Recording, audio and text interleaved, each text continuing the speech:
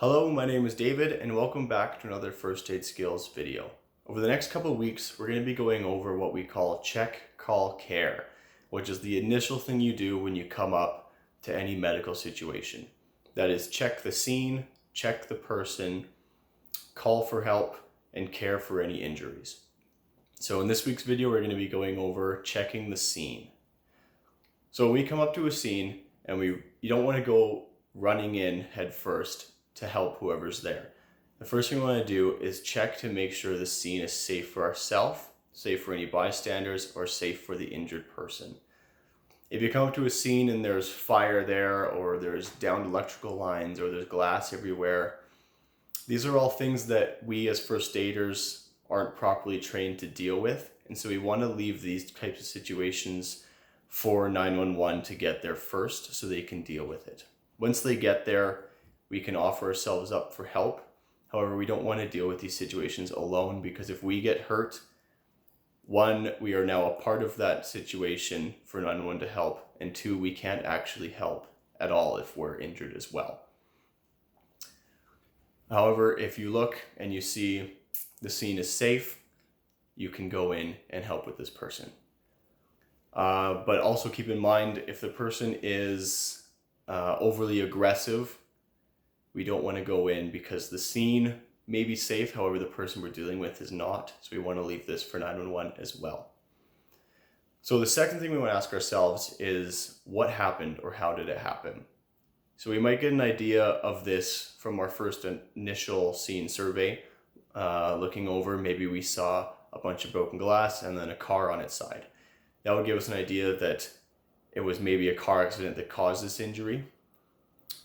And so then we can get an idea of what we're dealing with before we actually get there. So once we have an idea of what happened, we want to see how many people we're dealing with.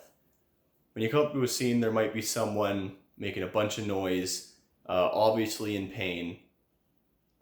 Clearly there's one person. However, we don't want to put all our attention towards that one person, because if we do, we might miss the one person sitting in the corner quietly, not making any noise, and they might actually need more help than the noisy person. So we want to make sure we do a good sweep, looking around, make sure we have everybody accounted for and we know what happened. And we know how many people there are. Next, you want to see if there's anybody around that can help you or possibly witnessed the event. So these people are very handy because they know exactly what happened, so you can talk to them and figure it all out. And also they're useful for calling 911, because that means that us as the first aiders can put all our attention towards helping the people and not having to worry about using up time to talk to 911 and get them on their way. The last thing you want to do is what your initial impression is of the person. So when you're coming up, we're still not at them yet. You want to look and get an idea of what is wrong, what injuries they have, before you actually get up to them to start working. This will help you get your mindset on what you can do and what your plan of action is for when you get there. So obvious signs would be broken bones, maybe some bones sticking out of the skin, big bleeds. We'll want to get some pressure on these bleeds when we get up there. However, there are things that we can't see from the distance. Like if they had a heart attack, we won't be able to know what's wrong. Breathing is really hard to see from far away. The only really thing that tells you that is if they're still talking or if they're making noise. That would be an indication that they are still breathing. But that would be about it that we could see from a distance for that.